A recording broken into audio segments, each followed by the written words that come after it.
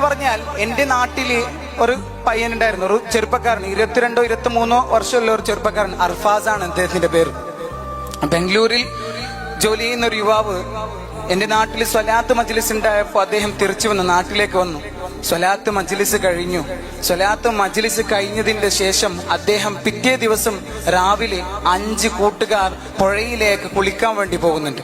5 കൂട്ടുകാർ പുഴയിലേക്ക് കുളിക്കാൻ വേണ്ടി പോകുന്നുണ്ട്. പക്ഷെ തിരിച്ചു വന്നത് 4 പേര് മാത്രമാണ്.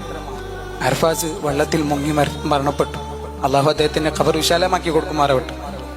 പക്ഷേ ഇവിടെ ഞങ്ങൾ നോക്കേണ്ടത് അദ്ദേഹത്തിന്റെ ചങ്ങാതിമാർ, കൂട്ടുകാർ വല്ലാത്ത കരയാണ്.